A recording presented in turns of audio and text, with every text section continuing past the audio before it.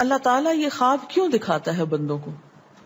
اور یہ ایک ایسا عمل ہے کہ جو انسان جس پہ قابو نہیں پا سکتا، جو انسانی ڈسکوری سے باہر ہے کہ ایسا کیوں ہوا.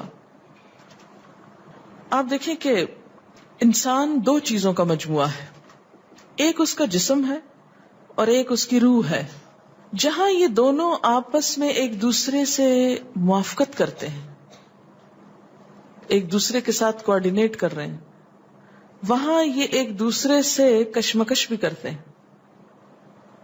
بعض اوقات جسمانی خواہشات روح پر غالب آ جاتی ہیں، بعض اوقات روحانی کیفیات جسم پر غالب آ جاتی ہیں. عام طور پر دن میں جب ہم دنیا کے کام کر رہے ہوتے ہیں تو ہمارا جسم ایکٹیو ہوتا ہے، اور اس کا نتیجہ کیا ہوتا ہے کہ روح کی جو کار فرمائی ہیں وہ ذرا لو ہو جاتی ہیں. رات کو جب ہم سوتے ہیں اور جسم ہمارا بالکل بے حس ہو جاتا ہے تو پھر روح جو ہے وہ ابھر کر آتی ہے، اس کی کار فرمائی بڑھتی ہے، وہ زیادہ ایکٹیو ہو جاتی.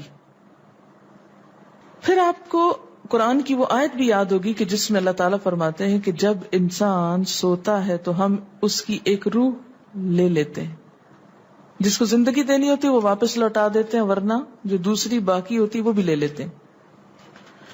اب یہ جو روح نکلتی ہے نا ایک ہمارے جسم سے، تو یوں لگتا ہے کہ جیسے وہ مختلف جگہوں پہ وانڈر کرتی ہے، یعنی گھومتی پھرتی، اور بعض اوقات دور دراز پہنچ کے مثلا کسی مردے سے جا ملاقات کرتی، کیونکہ روح تو ایک لطیف چیز ہے نا. جب ماں کے پیٹ میں بچے کے اندر آتی ہے تو کوئی پتہ نہیں چلتا، جب نکل جاتی تو کوئی پتہ نہیں چلتا. اسی طرح روح دیواروں کے پار بھی چلی جاتی ہے. قرآن پاک میں آتا نا کہ اینما تکونوا یدرککم الموت ولو کنتم فی بروج مشیدہ، یعنی اگر بالکل ساؤنڈ پروف اور ہوا پروف جگہ پر بھی کوئی چیز رکھ دی جائے تو کیا ہوگا؟ روح وہاں سے بھی نکل جائے گی. یعنی روح کے لیے یہ مادی چیزیں رکاوٹ نہیں ہے. اب آپ دیکھیں جو لوگ مر جاتے ہیں بعض اوقات آپ کی ان سے ملاقات ہوتی اور آپ کو یوں لگتا ہے جیسے آپ ان کو چھو کر آئیں، اور ایسا ممکن ہے کہ وہ جو سوتے وقت ایک روح آپ کی نکلی وہ ٹریول کرتے کرتے اس مقام پہ جا پہنچی جہاں وہ مردہ روح تھی، اور اس نے اس سے جا کر باتیں بھی کی، کچھ میسج بھی لیے، کچھ اور بھی. تو اس سارے کو ہم واضح طور پر نہ جان سکتے ہیں، اس کی حقیقت نہ سمجھ سکتے ہیں، لیکن بعض خوابوں کو انٹرپریٹ کرنے میں یہ چیز آپ کو مدد دے گی کہ ایسا کس طرح پاسبل ہے. آپ اپنے بستر پر لیٹے ہوئے اور روحانی طور پر آپ خواب میں آپ کہیں اور پہنچے ہوئے. بعض اوقات آپ دیکھتے ہیں کہ میت آپ کو کوئی چیز دے رہی ہے، میت رو رہی ہے، میت خوش ہے، آپ اس کو دیکھتے ہیں وہ بڑے باغ میں بیٹھی ہوئی ہے. یہ آپ نے کہاں سے دیکھ لیا؟ آپ تو بستر پہ لیٹے ہوئے تھے. تو وہ جو ایک شعور سوتے وقت نکل جاتا ہے، جسم سے الگ ہو جاتا ہے، وہ ٹریول کر رہا ہوتا ہے ایک طرح سے، اور وہ ایسی جگہوں پر اللہ کے اذن سے ہی پہنچ جاتا ہے اور اس کو وہاں کی معلومات مل جاتی ہیں. اچھا، آپ کو یاد ہوگا وہ قصہ جو شہیدوں کا واقعہ میں نے آپ کو سنایا تھا، عراق میں جو صحابہ کرام کی قبروں میں سے ان کو نکال کر دوسری جگہ پر دفن کیا گیا. آپ نے دیکھا کہ مستقل کنٹینیوسلی 3 دن خواب آیا ایک شخص، جب اس نے اگنور کیا تو بادشاہ وقت کو خواب آیا، مفتی اعظم کو خواب ہے، اور مسلسل خواب میں وہ اپنا میسج کنوے کر رہے ہیں کہ ہمیں وہاں سے نکالو، ہماری قبروں میں پانی آ گیا. اور یہ بالکل سچا واقعہ ہوا، دنیا نے جس کا مشاہدہ بھی کیا. تو پھر آپ اس کو کیسے انٹرپریٹ کریں گے؟ وہ شہداء کہاں ملے تھے؟ تو بات یہ ہے کہ جیسے ہماری روح ٹریول کرتی ہے، کہیں ایسی جگہ جا پہنچتی ہے تو ہو سکتا ہے کہ وہ اس مقام تک جا پہنچی ہو. یہ شہیدوں کی روح تو آزاد ہوتی ہے، ان کو اجازت مل گئی ہو کہ وہ ان لوگوں کی روح سے جا ملے، کیونکہ سجین قید خانے میں تو ہوتی ہے نا وہ روح جس کو مجرم روح جو ہوتی، لیکن جو مومن کی روح ہے، خاص طور پہ شہداء کی روح ہے، تو جنت میں کیا کر رہی ہوتی ہے؟ گھوم پھر رہی ہوتی، کھا پی رہی ہوتی. تو یہ بالکل ایک سچ ہے اور حقیقت ہے کہ بسا اوقات انسان خواب میں ایسے لوگوں سے ملاقات کر کے ان کے حالات کو جان لیتا ہے کہ ان پہ کیا گزر رہی. مثلا ان کو عذاب ہو رہا ہے. یہ عام بات ہے نا کہ میت کو جس حال میں دیکھو اسی حال میں ہوتی ہے.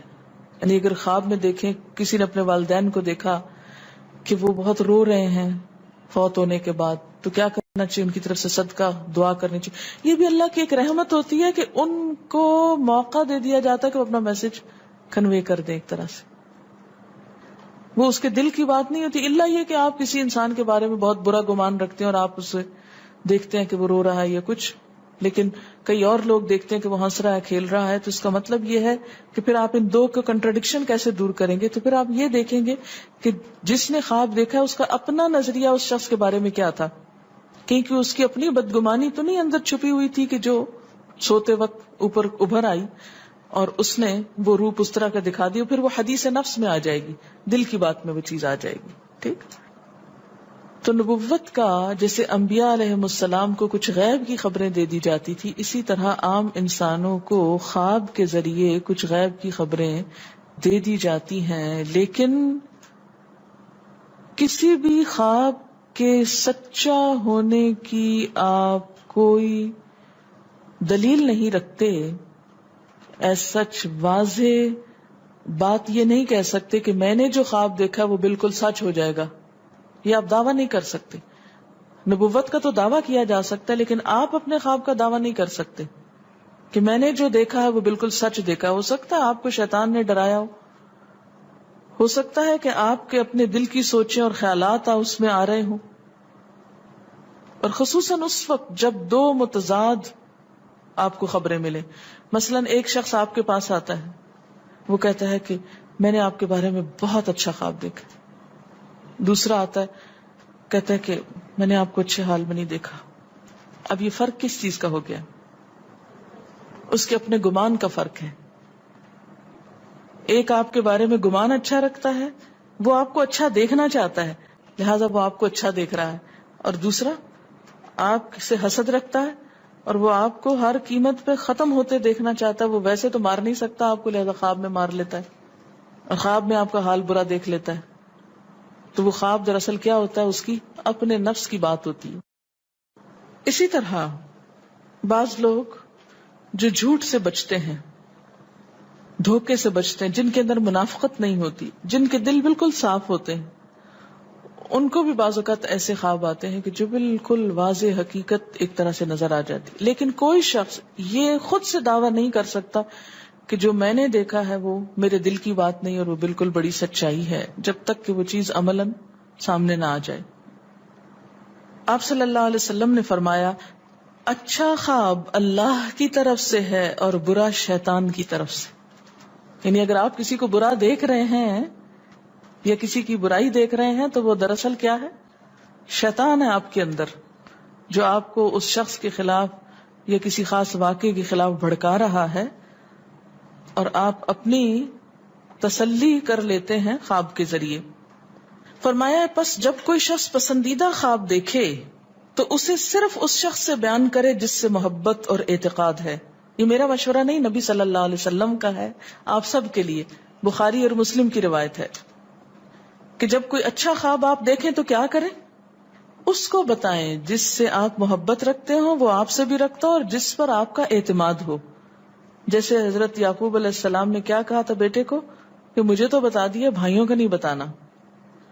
اور جب مکروہ خواب دیکھیں تو حق تعالی سے اس خواب کے شر اور شیطان کے فتنے سے پناہ مانگے.